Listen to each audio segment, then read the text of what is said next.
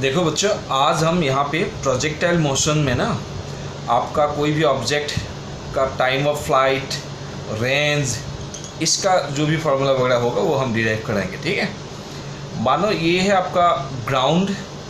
यहाँ पे कोई भी एक ऑब्जेक्ट को आपने यू वेलोसिटी से थ्रो किया at some angle theta with the ground. ठीक है, तो ये ऑब्जेक्ट का मूवमेंट कैसा होगा, ये इस टाइप का होगा। ठीक है, तो हम यहाँ पे डिस्कस करने वाले हैं कि ये कितने समय में आके फिर से ज़मीन को टकराएगा और कितने दूर जाएंगे और कितने हाइट होंगे। ठीक है, तो कितने समय में आके ज़मीन में टकराए ना, उसको कहते हैं टाइम ऑफ फ्लाइट। तो हम यहाँ पे निकालेंगे टाइम ऑफ फ्लाइट। ठीक है, उसके लिए एक फार्मूला डिराइव करेंगे। कितने दूर जाके ज़मीन पे टकराएगा, यहाँ से लेके यहाँ तक। मानो ये ए पॉइंट है, ये बी पॉइंट है, इसको हम कहेंगे रेंज, सिंबल आर। और मैक्सिमम कितने ऊपर चले गए हैं ग्राउंड से। ठीक है, इसको हम कहेंगे मैक्सिमम हाइट। ठीक है, तो ये तीनों आज हम कैलकुलेट करेंगे।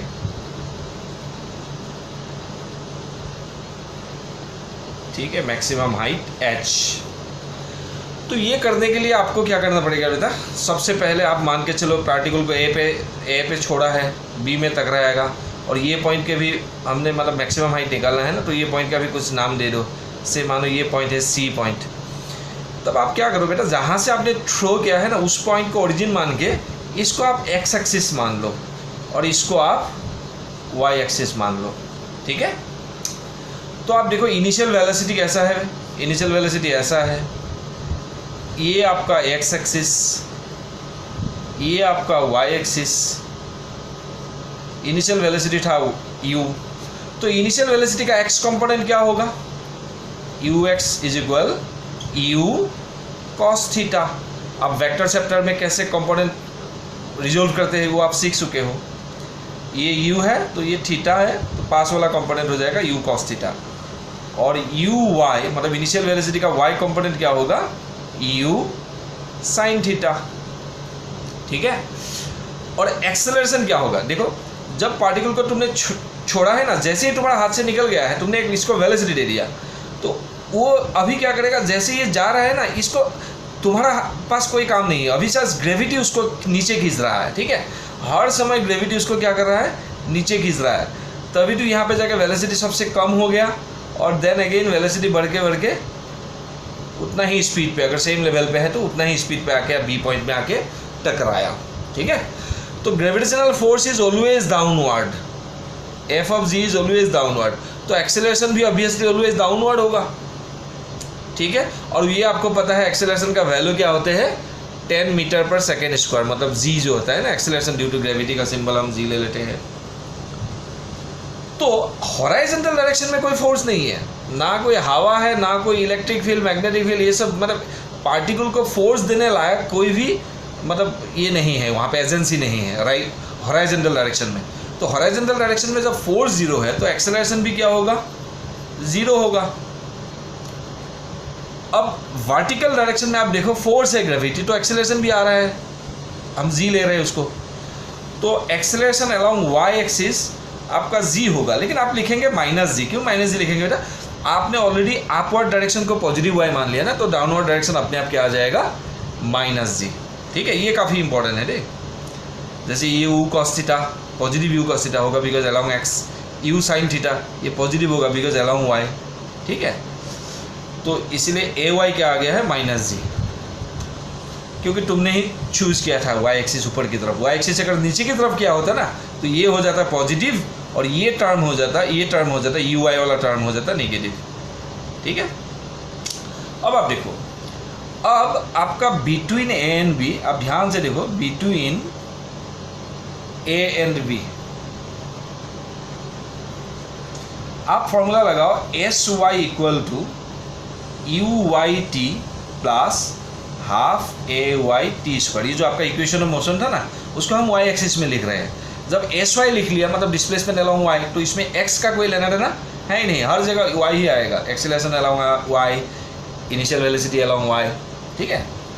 अब आप देखो पार्टिकल जब नीचे धीरे धीरे ऊपर चल रहा था तो वाई कोऑर्डिनेट उसका बढ़ रहा था, अब पार्टिकल जब वापस आगे यहाँ पहुँचा तो वाई कोऑर्डिनेट फिर से घट रहा है, घट के जीरो हो गया। तो ये पार्टिकल पहले भी वाई कोऑर्डिनेट जीरो था, फाइनली भी वाई कोऑर्डिनेट जीरो है, तो वाई डिस्प्लेसमेंट क्या हो जाएगा, जीरो। अब इनिशियल वेलोसिटी का वाई कंपोनेंट क्या था, यू साइन थीटा, और यहाँ से यहाँ तक जो टाइम लेते हैं ना उसी को हम कहते हैं time period, plus half a Y क्या था, माइनस जी टी स्क्वायर। अब आप इसको देखो, माइनस वाली पार्ट को इधर लाओ तो क्या हो जाएगा, g/2t square equal to u sine theta t, एक टी कैंसिल कर दो तो टी आ जाएगा आपका 2u साइन थीटा बाय जी। ये आपका formula for time of flight. आप अगर लर्न कर लो तो प्रॉब्लम आप छोटे छोटे प्रॉब्लम्स को आप डायरेक्ट फार्मूला में डाल के भी कर सकते हो, ठीक है। तो इस फार्मूला का थोड़ा सा हम एनालिसिस करते हैं बेटा, ध्यान से देखो। इस फार्मूला में ना यहाँ पे 2u साइन थीटा है, u sign theta, u sine theta is nothing but uy ना, मतलब टाइम पीरियड इक्वल टू क्या हो गया, 2uy/g। मतलब टाइम पीरियड डिपेंड करता है सिर्फ y component of initial velocity. तो y कंपोनेंट जितना ज़्यादा करोगे पार्टिकल उतने ही समय फ्लाइंग मोड पे रहेगा, ठीक है।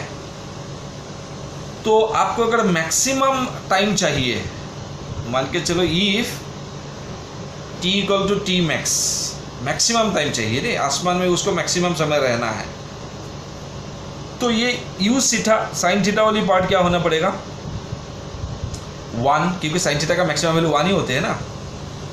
तो ये 1 होने के लिए थीटा का वैल्यू क्या होना पड़ेगा, 90 डिग्री। तो थीटा इक्वल टू क्या होगा, 90 डिग्री, क्योंकि साइन 91 होते हैं। तो इसका फिजिकल सिग्निफिकेंस ये हुआ, एक पार्टिकल को अगर मैक्सिमम समय आसमान में रहना है, मतलब ऊपर रहना है, तो आपको वर्टिकली थ्रो करना पड़ेगा। ये थीटा 90 डिग्री होना पड़ेगा ना, you have to throw it along vertical direction, तब वो मैक्सिमम समय ऊपर ही रहेगा। और वो कितना होगा, तब कितना होगा, 2 equal to t max equal to, तब ये टी मैक्स इक्वल टू आ जाएगा आपका, टी मैक्स इक्वल टू आ जाएगा 2u साइन बाय जी, ठीक है। यहाँ पे ये बात याद रखना कि time of flight depends upon only the vertical component of initial velocity. हाँ, in fact acceleration due to gravity तो है ही, ठीक है, उसको हम फॉर द टाइमिंग कांस्टेंट ही मान लेते हैं एक पर्टिकुलर जगह पे, ठीक है। ये हुई बात आपका टाइम ऑफ फ्लाइट की, ठीक है। तो अब हम डिस्कस करते हैं रेंज कैसे निकालेंगे, मतलब ए से बी तक कितनी दूर जाएगा वो। तो उसके लिए हम क्या करेंगे, उसके लिए हम फॉर्मूला लगाएंगे, बिटवीन ए एंड बी ही लगाएंगे, ठीक है। वो वाली इक्वेशन लगाएंगे, Sx equal to ux t plus half ax t square. तो Sx मतलब a से b तक, उसी का नाम तो रेंज है। इनिशियल वेलोसिटी आपका u, x कितना होगा, u cos थीटा होगा, और टाइम आपको कितना मिला था, 2u साइन थीटा बाय जी मिला था, प्लस हाफ, एक्सेलरेशन तो जीरो है हॉरिजॉन्टल डायरेक्शन में, ax जीरो है, टी स्क्वायर। तो ये पार्ट अपने आप जीरो हो जाएगा। तो आपका रेंज बचेगा 2u sine theta u cos theta by g. तो मतलब यहाँ पे एक इंटरेस्टिंग बात है, देखो रेंज इक्वल टू आप लिख सकते हो 2u/ux बाय जी। मतलब range horizontal component as well as vertical component दोनों में डिपेंड करते हैं। तो इसी को और एक तरीके से आप लिख सकते हो, आप ध्यान से देखो, ये यू स्क्वायर और यहाँ पे आएगा 2 साइन थीटा कॉस थीटा ना, twice sine theta cos theta is nothing but sine 2 theta, ठीक है, बाय जी। ये एक फॉर्मूला है, साइन 2 थीटा इक्वल टू क्या होता है, 2 साइन थीटा कॉस थीटा। तो ये आपका रेंज का फॉर्मूला, ये भी आप लगा के ना अगर याद रहे तो कोई भी छोटी मोटी प्रॉब्लम्स ना डायरेक्टली वैल्यू डाल के आप कर सकते हो, ठीक है। तो ये फॉर्मूला का 2-3 हम ये देख लेते हैं क्या खासियत है। रेंज पहला बात, vertical component of initial velocity and horizontal component of initial velocity दोनों से डिपेंडेंट है, टाइम ऑफ फ्लाइट ऐसा नहीं था, ठीक है। और यहाँ पे एक बार देखो ना, मान के चलो ये तुमने थीटा का वैल्यू 30 लगा दिया, यहाँ पे जब 30 होगा तो साइन 2 थीटा क्या हो जाएगा 60 डिग्री, ठीक है। तो साइन 60 का वैल्यू कितना होता है √3/2। तो एग्जैक्टली डेट हुए आप थीटा का वैल्यू अगर 60 लगा दो तो ये आ जाएगा 120, साइन 120 का वैल्यू भी होता है √3/2। तो मेरा कहने का मतलब ये है, थीटा अगर कोई कॉम्प्लीमेंट्री एंगल हो, इफ द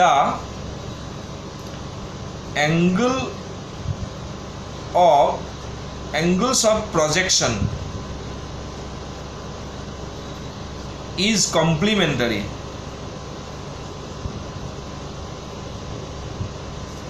जैसे 30 डिग्री पे प्रोजेक्शन किया या 60 पे किया, ठीक है, या तुमने ऐसे ही मान के चलो तुमने 50 डिग्री पे किया और 40 डिग्री पे किया, या 37 डिग्री पे किया और 50 डिग्री पे किया, तो दोनों के लिए आपका रेंज क्या आएगा, सेम आएगा, क्योंकि ये साइन 2 थीटा का वैल्यू है ना, दोनों के लिए क्या आ जाते हैं, सेम आ जाते हैं, ठीक है।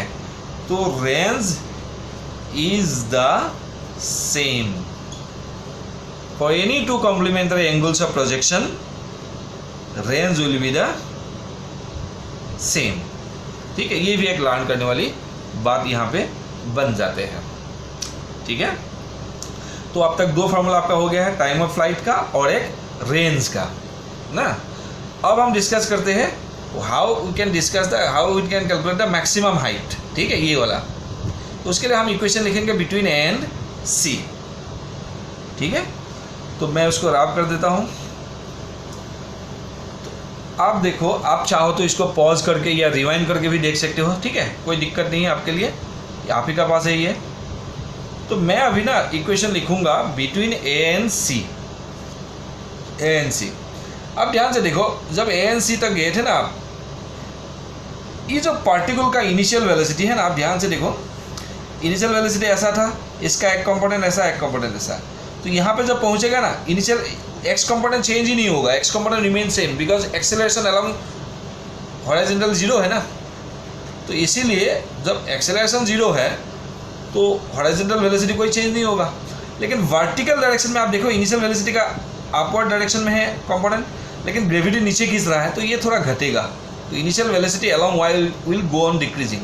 तो ये घट के ना हाईएस्ट पॉइंट जब पहुंचेगा तो एक्स कंपोनेंट तो उसका रहेगा, बट वाई कंपोनेंट क्या हो जाएगा, 0 हो जाएगा। वाई कंपोनेंट अगर 0 नहीं होता ना, तो ये तो और ऊपर क्या होता, एक पॉइंट। या नहीं तो आप कह सकते हो यहाँ पे वेलोसिटी जब हॉरिजॉन्टल ही है तो उसका वर्टिकल डायरेक्शन में कोई कंपोनेंट बैठेगा ही नहीं, क्योंकि आपको पता है कि 90 डिग्री में कोई भी वेक्टर का कंपोनेंट नहीं होते। तो सी पॉइंट में सबसे इंपॉर्टेंट बात है final velocity along y axis is 0। तो अगर हम इक्वेशन लिखते हैं vy² equal to uy² plus 2ay/sy, ये तो इक्वेशन ऑफ मोशन ही है ना।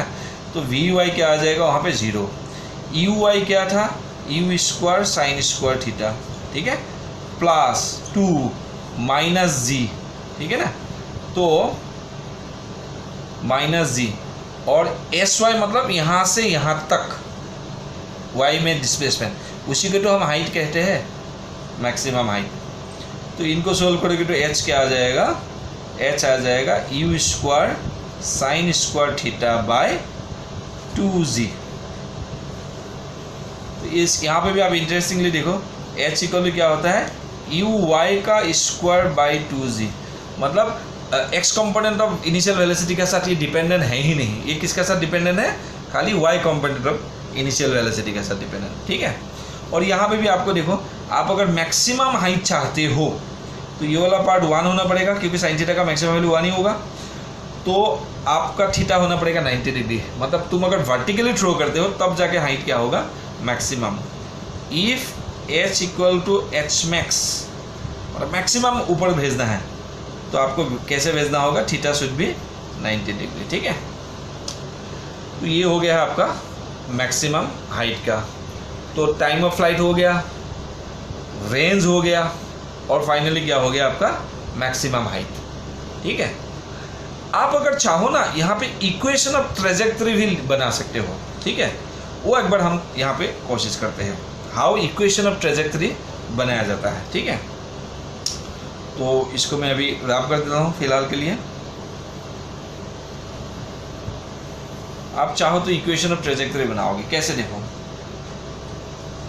Equation of trajectory. ठीक है, एक्चुअली इक्वेशन ऑफ ट्रेजेक्टरी क्या होता है, ये एक्सिस तुम्हारा y लिया था, ये x लिया था, ये y लिया था ना, तो आपको y as a function of x अगर एक्सप्रेस करो तो इसको कहते हैं इक्वेशन ऑफ ट्रेजेक्टरी। ठीक है, तो आप मुझे बताओ, आपको पता है अलोंग y एक्सिस अगर आप इक्वेशन लिखते हो तो y इक्वल टू क्या आ जाता है, y equal to uy_t plus half ay_t², और x इक्वल टू क्या आएगा, x इक्वल टू आएगा आपका ux_t प्लस हाफ ax_t², पर ये पार्ट आपका ज़ीरो है तो इससे पता चलता है t इक्वल टू आएगा x/ux। ठीक है, से equation number 1 it is equation number 2। अब t का वैल्यू यहाँ पे डाल दो तो आपको क्या आ जाएगा, y as a function of x आ जाएगा ना, ये t जब सब्स्टिट्यूट कर देंगे तो 1 इक्वेशन कैसा होगा देखने में, y equal to uy/ux into x plus half ay, t की जगह अगेन ux का होल स्क्वायर। अब आप डालते जाओ वैल्यू, ux क्या, uy क्या था, u साइन थीटा, ux क्या था, u cos theta into x, half minus g x square by ux की जगह क्या था, u square cos square theta. तो आप इसको आप लिख सकते हो y is equal u cancel x tan theta minus z by 2u square cos square theta x square. इसको कहते हैं इक्वेशन ऑफ ट्रेजेक्टरी, मतलब y as a function of x square आ गया। और ये इक्वेशन अगर ध्यान से आप देखोगे ना आपको पता चलेगा, ये इक्वेशन को आप ध्यान से देखो, ये इक्वेशन जो है ना it looks like this, y equal to ax plus bx square format में है। ये देखिए a का वैल्यू हो गया है आपका टेन थीटा और b का वैल्यू हो गया है आपका x स्क्वायर को छोड़ के जितना है minus g/2u square cos theta, और ये है एक पैराबोला का इक्वेशन। ठीक है बेटा, it is a equation of parabola. ठीक है, तो इससे क्या साबित होता है, इससे ये साबित होता है कि projectile motion is a parabolic motion. क्या है, projectile motion is a parabolic motion. ठीक है, तो ये इक्वेशन का फ़ायदा क्या होगा आपको, अगर ठीक है अलग अलग न्यूमेरिकल में अलग अलग फ़ायदा होता है, बट फिलहाल एक जनरल में बेनिफिट इसका बता रहा हूँ।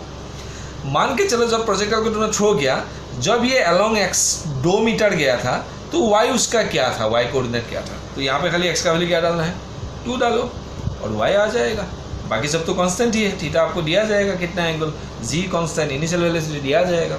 ठीक है, तो अलग अलग x के लिए वो अलग अलग y क्या होगा ये सब निकाल सकते हो, या डिफरेंट y के लिए x क्या होगा वो भी निकाल सकते हो। ठीक है, तो ये हो गया है आपका बात। तो अभी का क्लास में आपने आप टाइम ऑफ फ्लाइट पढ़े, रेंज पढ़े, मैक्सिमम हाइट पढ़े और इक्वेशन ऑफ ट्रैजेक्टरी पढ़े। ठीक है, एक बार वीडियो को रिवाइंड करके देखना। ठीक है।